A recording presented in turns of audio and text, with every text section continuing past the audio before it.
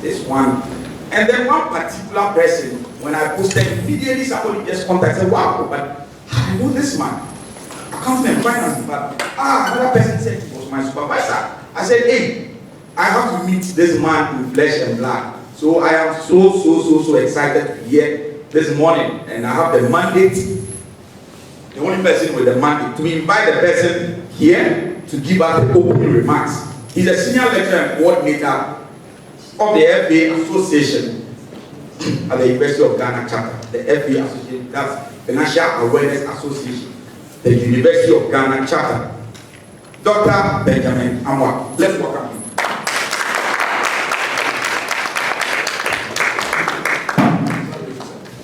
Thank you, MC. Good morning to you all. It is a privilege to see you this morning. Thank you, Peter, the lead ambassador for the movement in Africa and Ghana in particular.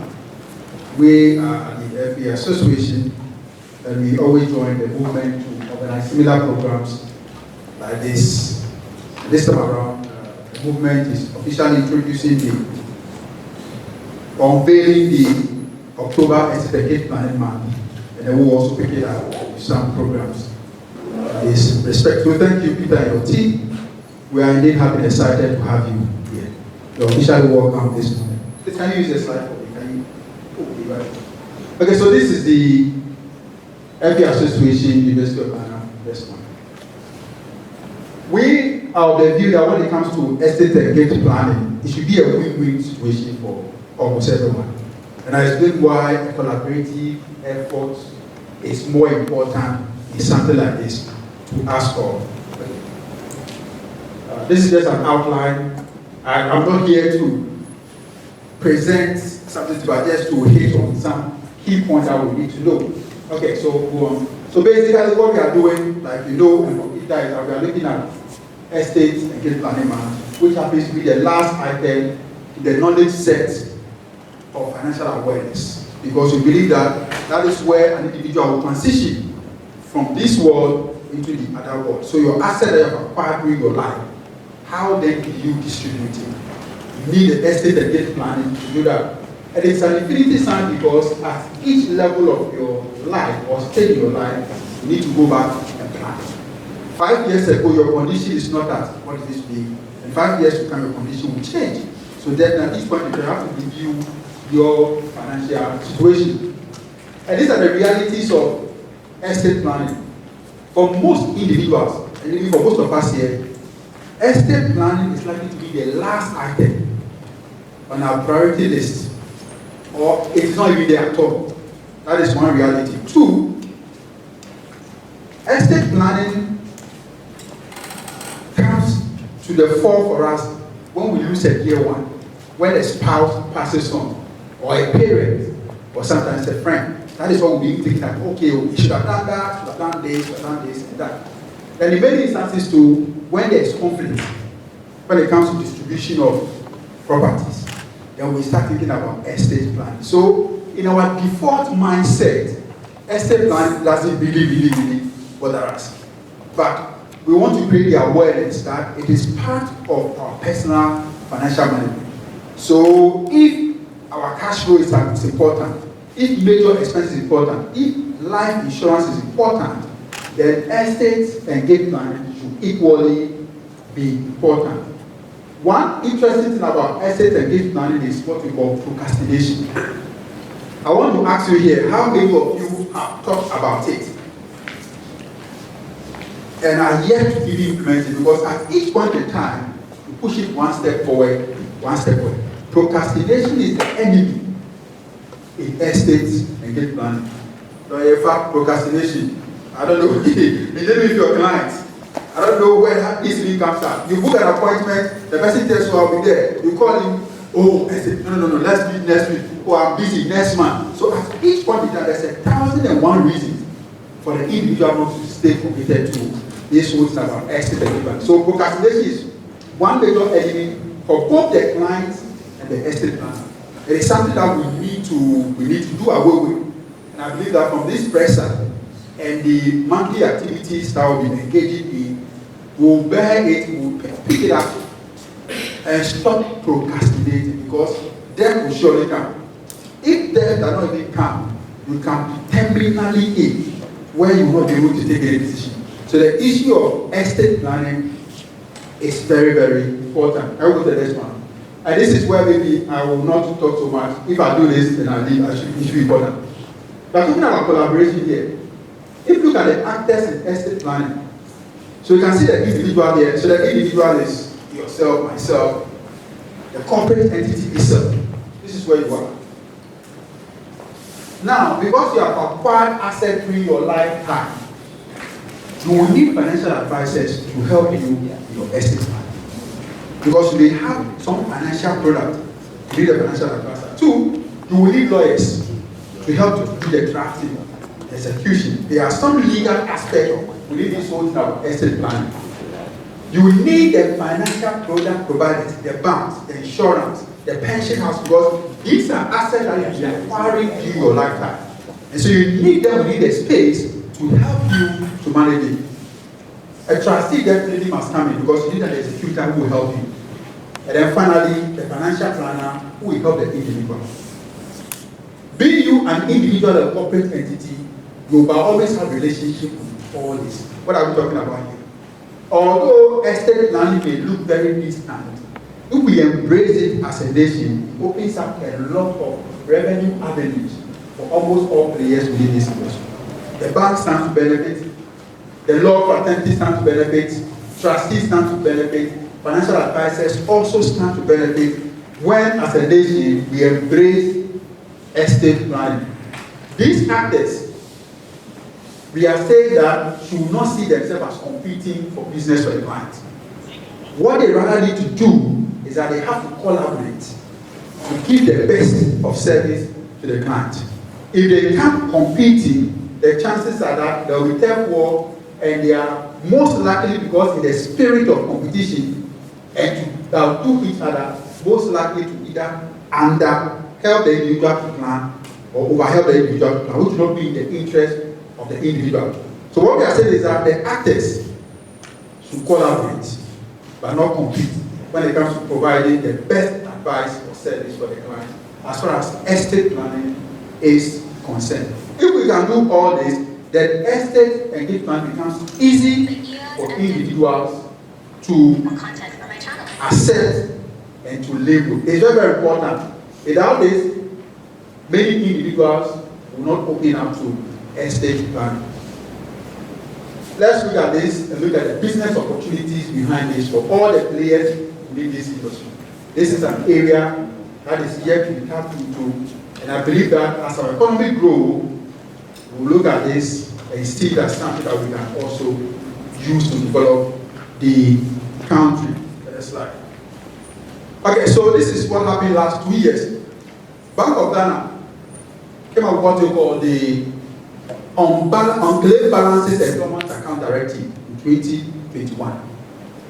These are accounts that individuals have, and they have money in it, that for more than 2 years, there has been no activity on this account. So Bank of Ghana came out and said, okay, fine, for all these accounts, savings, time deposit, prepaid card account, fixed deposit, all these accounts, all the banks, transfer all these accounts to build. The reality on the ground is that these accounts belong to individuals. There are funds in it. They may have family members who are even struggling, but nobody is even aware that the owners of this account are things like this. It's because we are not taking estate and gift money serious. So we create accounts, our next of kin, we don't even inform them. We don't go to update our next of kin information. So the bank, they have been calling that next of kin, he has changed the phone number, he has changed the address. They cannot reach him. The account becomes dormant. It is the Bank of Ghana. And until somebody goes to make a proper claim for it, that funds in there will never go to the individuals who must benefit from it. Apart from the bank account, you have life insurance companies. Many of us have life insurance products here. Some of us don't even remember the beneficiaries we put on the life insurance product.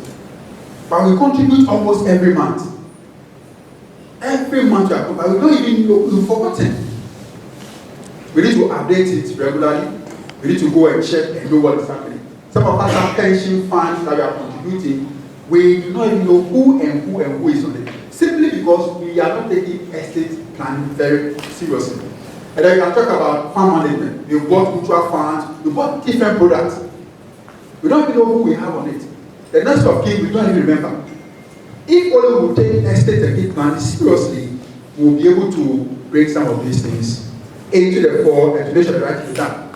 And then before I end, we heard of the ex-footballer Odatinamti and his wife. Big issue. 7-bedroom house at East Legon, and they are fighting over it. Why is this so? It's an issue of estate planning. If only the individuals are planned, they will know how to distribute their property in the face of a divorce. So they are fighting. So clearly, these are some of the issues that we talk about, and of course, we can't forget about the PNDC Law 111 Interstate Succession Act 1985. Very, very important. So I would like to end here because of time by saying that we need to collaborate. Especially, we need a space of estate planning so that it will be a win-win situation for both the individual and the actors who provide estates and gate planning services. Thank you very much. I really enjoyed the program. Thank you.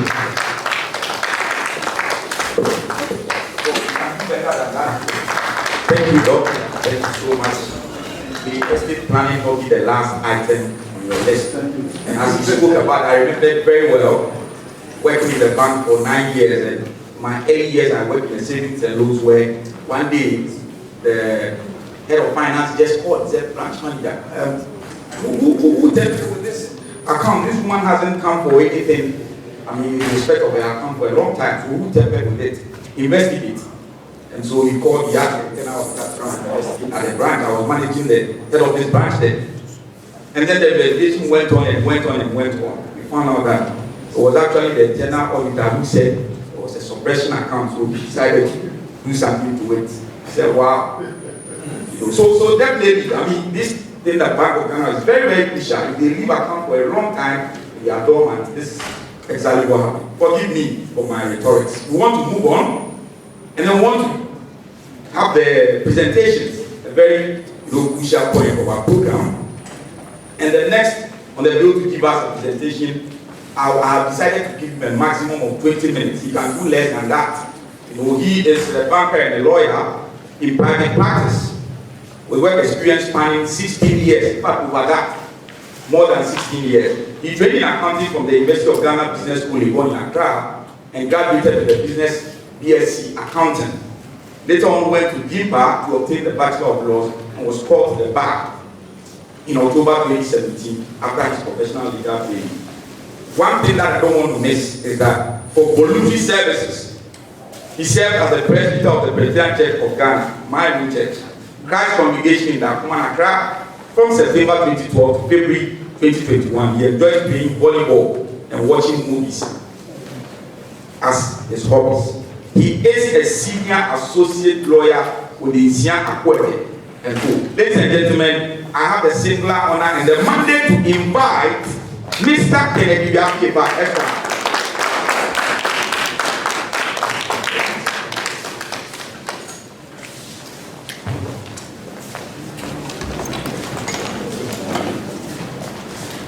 Good morning. Thank you, Excellency. Thank you, Peter, the team. Let's zoom straight to the presentation. We're talking estate and gift planning. Time to protect you and your family. So I believe the natural person, talk just left here, the academics will want to begin with the definitions. What is estate planning or estate and gift planning? Gift will be the two. I'll use the two as one. So I'll be talking more of estate planning, but we will deal with gifts when we get there. So first, let's understand estate. Estate refers to all that you own as your your personal property. Everything you own as your personal property. There are some things you may own them wholly as the sole owner, and there are others you own in association with others as a part owner. Now, those the ones that you own proportionally, the ones that you own wholly, and you put them together forms your estate. So as we sit here, every one of us here has an estate. You own something. At least you own a mobile phone. So you own something. You have an estate. The sizes of the estate differ, but every one of us owns something. Every one of us has some estate. I believe we appreciate that point. So that is estate.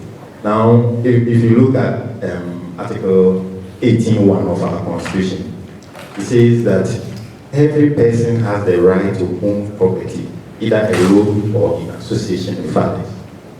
So, you see, it is so, acquiring property is so important to the state, says that the right to it is guaranteed in the Constitution.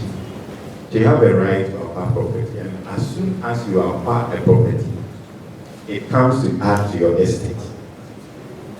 And that is how come estate planning or discussions about your estate is important, because one way or the other we all have property. Now let's continue. So we see the estate. Now, as I mentioned, acquiring property, disposing of property are some critical parts of the law and some of the aspects of justice delivery in Ghana. So the state has laws governing how our estates are managed. And it begins right from the Constitution. I just mentioned property acquisition. Article 22(1) also tells you that a spouse has entitlement to the estate of the spouse. Whether you provide for your spouse or not, the Constitution says that one that is your spouse, upon your death, the spouse has some share in the estate. So those are constitutional provisions. Then you come to statute law, that is the laws passed by Parliament, which also contain certain provisions on how we handle our estate, beginning with the administration of estate law at 63. Then you come to the Wills Act. We have PNDC law 111. They are all dealing with how we manage our property. Some specific properties like land have their own laws, so they are also there. Now, the law has a default plan for you concerning your estate. So you look at the Administration of Estate Act, section 1(1) says that the movable and immovable property of a deceased person shall devolve on his personal representative with effect from his death.